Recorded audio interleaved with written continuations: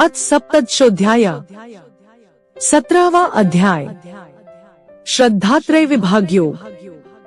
अर्जुन बोले, हे कृष्ण, जो शास्त्र विधि छोड़कर केवल श्रद्धायुक्त होकर पूजा करते हैं, उनकी स्थिति कैसी होती है? सात्विक, राजसी या तामसी? श्री भगवान बोले, मनुष्यों की वह शास्त्रीय संस्कारों से रहित केवल स्वभाव से उत्पन्न श्रद्धा सात्विकी और राजसी तथा तामसी ऐसे तीनों प्रकार की ही होती है। उसको तू मुझसे सुन। हे भारत, सभी मनुष्यों की श्रद्धा उनके अंतःकरण के अनुरूप होती है। यह पुरुष श्रद्धामय है, इसलिए जो पुरुष जैसी श्रद्धा वाला है वह स्वयं भी वही है। सात्विक पुरुष देवों को पूजते हैं, राजस पुरुष यक्ष और राक्षसों को तथा अन्य जो तामस मनुष्य हैं, वे प्रेत और भूत गणों को पूजते हैं। जो मनुष्य शास्त्र विधि से रहित केवल मनःकल्पित घोर तप को तपते हैं तथा दंभ और अहंकार से युक्त तथा कामना, आसक्ति और बल के अभिमान से भी युक्त हैं, जो शरीर रूप से स्थित भूत समुदाय को और अंतःकरण में स्थित मुझ परमात्मा को भी कृश करने वाले हैं, उन अज्ञानियों को तू आसुरी स्वभाव वाले जान।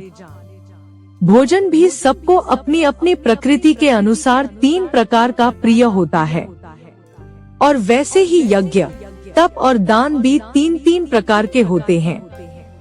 उनके इस पृथक पृथक भेद को तू मुझसे सुन। आयु, बुद्धि, बल, आरोग्य, सुख और प्रीति को बढ़ाने वाले, रसयुक्त, चिकने और स्थिर रहने वाले तथा स्वभाव से ही मन को प्रिय ऐसे आहार अर्थात भोजन करने के पदार्थ सात्विक पुरुष को प्रिय होते हैं। कड़वे, खट्टे, लवणयुक्त, बहुत गरम, तीखे, रूखे, दाहकारक और दोहक, चिंता तथा रोगों को उत्पन्न करने वाले आहार अर्थात भोजन करने के पदार्थ राजस पुरुष को प्रिय होते हैं। जो भोजन अथपका, रस रहित, दुर्गंध युक्त, बासी और उच्छिष्ट है तथा जो अपवित्र भी है, वह भोजन तामस पुरुष को प्रिय होता है। जो शास्त्र विधि से नियत यज्ञ करना ही कर्तव्य है, इस प्रकार मन को समाधान करके फल न चाहने वाले पुरुषों द्वारा किया जाता है, वह सात्विक है। परंतु हे अर्जुन, केवल दंभाचरण के लिए अथवा फल को भी दृष्टि में रखकर जो यज्ञ किया जाता है, उस यज्ञ को तू राजस जान। शास्त्र विधि से हीन, अन्नदान से रहित, बिना मंत्रों के, बिना दक्षिणा के और बिना श्रद्धा के किए जाने वाले यज्ञ को तामस यज्ञ कहते हैं। देवता, ब्राह्मण, गुरु और ज्ञानी जनों का पूजन, पवित्रता, सरलता, ब्रह्मचर्य और अहिंसा शरीर संबंधी तप कहा जाता है, जो उद्वेग करने वाला, प्रिय और हितकारक व यथार्थ भाषण है तथा जो वेद शास्त्रों के पठन का एवं परमेश्वर के नाम जप का अभ्यास है, वही वाणी संबंधी तप कहा जाता है। मन की प्रसन्नता, शांत भाव, भगवत चिंतन करने का स्वभाव, मन का निग्रह और अंतःकरण के भावों को भली भांति पवित्रता, इस प्रकार यह मन संबंधी तप कहा जाता है। फल को न चाहने वाले योगी पुरुषों द्वारा परम श्रद्धा से किए हुए उस पूर्वोक्त तीन प्रकार के तप को सात्विक कहते हैं। जो तप सत्कार, मान और पूजा के लिए तथा अन्य किसी स्वार्थ के लिए भी स्वभाव से या पाखंड से किया जाता है, वह अनिश्चित और क्षणिक फल वाला तप यहाँ राजस कहा गया है। जो तप मूर्ता पूर्वक हठ से मन, वाणी और शरीर की पीड़ा के सहित अथवा दूसरे का अनिष्ट करने के लिए किया जाता है, वह तप तामस कहा गया है। दान देना ही कर्तव्य है, ऐसे भाव से जो दान देश तथा काल और पात्र के प्राप्त होने पर उपकार न करने वाले के प्रति दिया जाता है, वह दान सात्विक कहा गया है।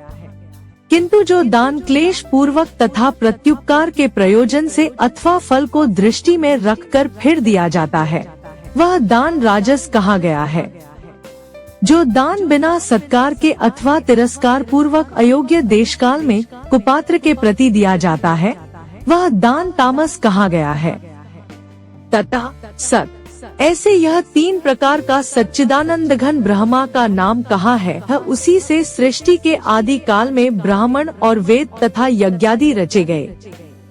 इसलिए वेद मंत्रों का उच्चारण करने वाले श्रेष्ठ पुरुषों की शास्त्र विधि से नियत यज्ञ, दान और तपरूप क्रियाएं सदा इस परमात्मा के नाम को उच्चारण करके ही आरंभ होती है। तत् अर्थात तत् नाम से कहे जाने वाले परमात्मा का ही यह सब है। इस भाव से फल को न चाहकर नाना प्रकार की यज्ञ, तपरूप क्रियाएं तथा दान रूप क्रियाएं कल्याण की इच्छा वाले पुरुषों द्वारा की जाती हैं। सत, इस प्रकार यह परमात्मा का नाम सत्य भाव में और श्रेष्ठ भाव में प्रयोग किया जाता है। तथा हे पार्थ, उत्तम कर्म में भी सत शब्द का प्रयोग किया जाता है तथा यज्ञ, तप और दान में जो स्थिति है वह भी सत इस प्रकार कही जाती है। और उस परमात्मा के लिए किया हुआ कर्म निश्चय पूर्वक सत ऐसे कहा जाता है। हे अर्जुन, बिना श्रद्धा के किया हुआ हवन, दिया हुआ दान व तपा हुआ तप और जो कुछ भी किया हुआ शुभ कर्म है वह समस्त असत इस प्रकार कहा जाता है। इसलिए वह न तो इस लोक में लाभदायक है और न मरने के बाद ही।